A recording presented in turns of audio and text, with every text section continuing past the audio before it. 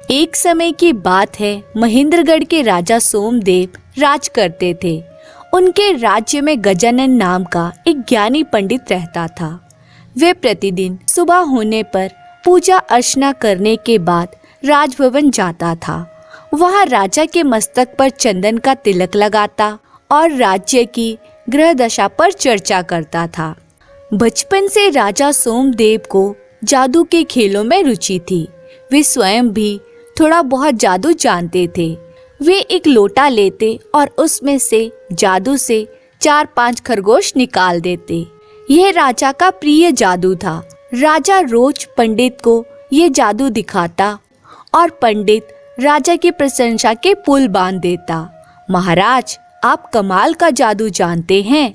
इस तरह का जादू पूरी दुनिया में और कोई नहीं दिखा सकता है। राजा अपनी प्रशंसा सुनकर बहुत खुश होता और रोज पंडित को दक्षिणा में एक सोने की मोहर दे देता।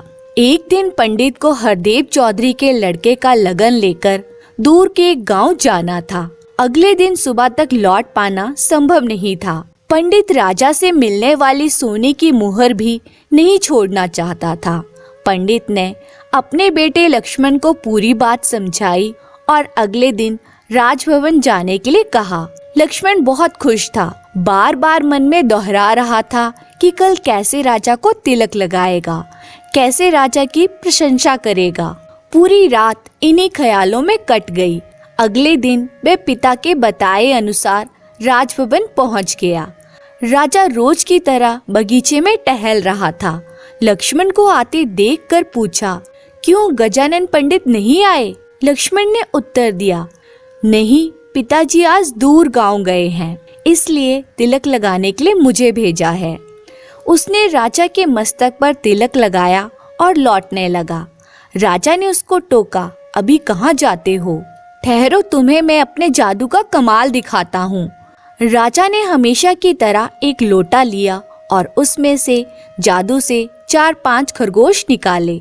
राजा ने गर्वपूर्वक कहा, कहो कैसा लगा मेरा जादू? लक्ष्मण को अपने पिता की बात याद नहीं रही। उसने राजा की प्रशंसा करने की अपेक्षा कहा, इसमें क्या बड़ी बात है, थोड़ा सीख लेने पर कोई भी कर सकता है। यह उत्तर सुनकर राजा आग बबूला हो गया और गुस्से से बोला, यह बड़ी बात नहीं है तो तुम ऐसा कुछ करके दिखाओ जिससे सब तुम्हारे जादू का लोहा मान लें, नहीं तो तुम्हारे माता पिता सहित पूरे परिवार को कोल्लू में पिलवा दूंगा। राजा का क्रोध देखकर लक्ष्मण रोने लगा। वह बगैर दक्षिणा लिए ही घर लौट गया। उसके माता पिता ने जब पूरी बात सुनी तो वे रोते गिड़गिड़ाते राजा के पास अपने पुत्र की भूल के लिए क्षमा मांगने गए। लेकिन राजा पर उनकी विनती का कोई असर नहीं हुआ। राजा ने अपनी बात दोहराई, 6 महीने बाद सावन मास की पूर्णमासी के दिन तुम्हारा लड़का कोई अनोखा जादू दिखाएगा, नहीं तो पूरे परिवार को कोल्लू में पिलवा दिया जाएगा। लक्ष्मण के माता पिता रोते बिलखते घर लौट आए। उसने अपने दुखी माता पिता को ढांढस बंधाया, आप दोनों धीरज रखिए, मैं जादू सीखूंगा और इस घमंडी राजा को 6 महीने के भीतर अनोखा जादू दिखलाऊंगा। अगले दिन लक्ष्मण सवेरा होने से पहले ही जादू सीखने की चाह में घर से निकल पड़ा। रास्ते में वे एक पेड़ के नीचे रुका। पेड़ की छांव में बैठते ही उसको झपकी आ गई। नींद में उसने कुछ गिरने की आवाज सुनकर अपनी आंखें खोली। उसने देखा पेड़ से कुछ दूरी पर एक टोकरी रखी थी। पास ही एक बुढ़िया खड़ी थी। इधर उधर से उड़कर सब्जियां, कद्दू, टमाटर, लौकी, भिंडी आदि टोकरी में आ गिर रही थी। जब टोकरी भर गई तो बुढ़िया के बिना छुए ही उसके सिर के ऊपर कुछ ऊंचाई पर जाकर ठहर गई।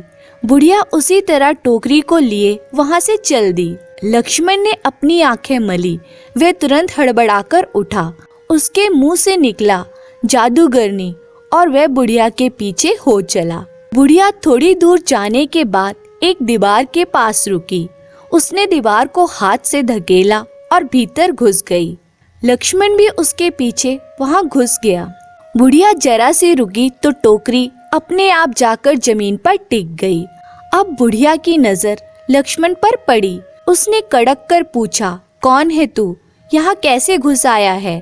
लक्ष्मण ने अपनी पूरी कहानी रोते हुए बुढ़िया को सुनाई। बुढ़िया का मन पिघल गया। उसने लक्ष्मण को अपने साथ रहने की अनुमति दे दी, लेकिन साथ ही एक चेतावनी भी दी कि उसकी मर्जी के बिना वह गुफा से बाहर नहीं जा सकता। लक्ष्मण ने यह बात स्वीकार कर ली। बुढ़िया ने पास खड़ी अपनी बेटी सांवली को भोजन तैयार करने के लिए कहा। तीनों ने भोजन किया और सो गए। धीरे धीरे लक्ष्मण ने अपनी बातों से बुढ़िया का मन मोह लिया। एक दिन बुढ़िया उसे जादू की विद्या सिखाने के लिए तैयार हो गई। समय बीतते बीतते लक्ष्मण व सांवली में प्यार पनपने लगा।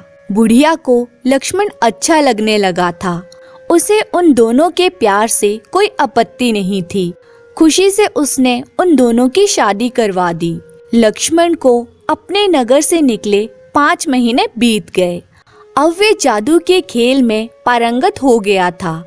उसने अपना और सांवली का तमाशा दिखाने वाले नटनट्टी का वेश बनाया और राजा के पास गया और राजा से कमाल का मरजीवनी का खेल दिखाने की इजाजत ले ली और समय पर खेल शुरू हो गया। लक्ष्मण और सांवली तमाशा दिखाने वाले नटनट्टी के वेश में मैदान में आए। जनता के बीच घेरे में उन्होंने एक चक्कर लगाया।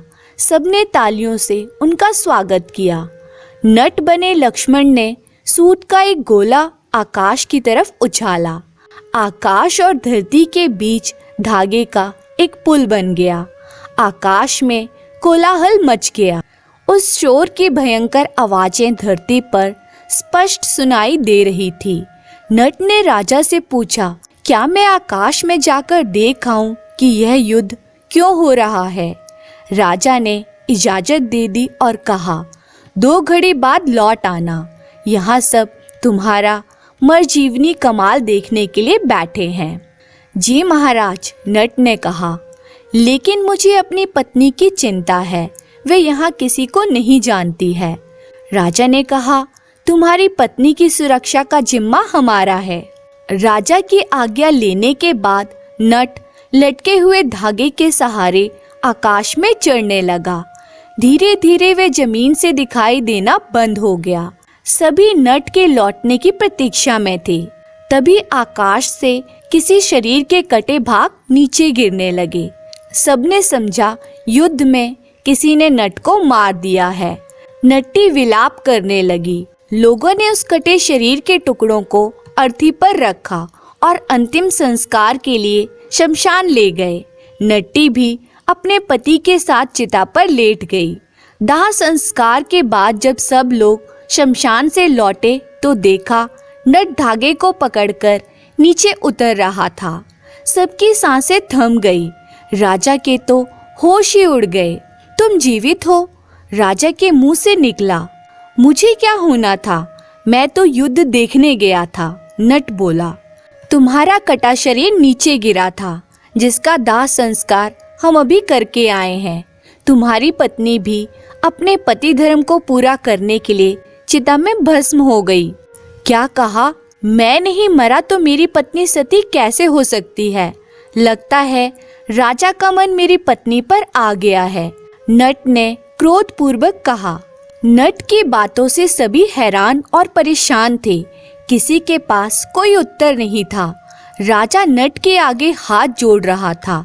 मुझे माफ कर दो, मैं तुम्हारी पत्नी की रक्षा नहीं कर सका।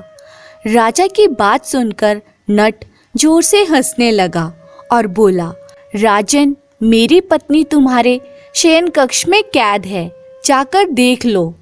ऐसा नहीं हो सकता। हमने अपनी आंखों से उसे आग की लपटों में समाते देखा है। वहां उपस्थित सभी लोग एक साथ बोल उठे, चलो चलकर आप सब अपनी आंखों से देख लो। नट के कहने पर सब राजा के शयन कक्ष की ओर चल पड़े। नट्टी राजा के बिस्तर पर बैठी थी। राजा नट्टी को वहां पाकर घबरा गया और बोला, लेकिन मुझे नहीं मालूम तुम्हारी पत्नी यहाँ कैसे आई। घबराइए नहीं महाराज, यह तो मरजीवनी की विद्या का जादू था। सभी ने राहत की सांस ली और हर्षपूर्वक तालियां बजाकर नट की प्रशंसा की।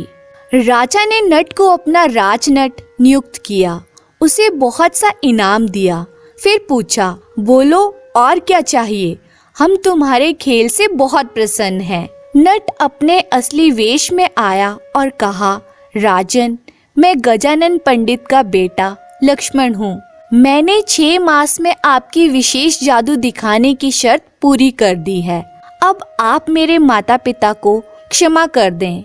राजा की आंखें छलछला गई।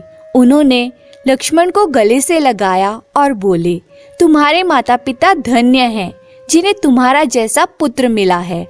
आज से तुम राजनट्टी और तुम्हारे पिता राज पंडित हुए। अब लक्ष्मण अपने माता पिता व पत्नी के साथ सुख से रहने लगा। धन्यवाद।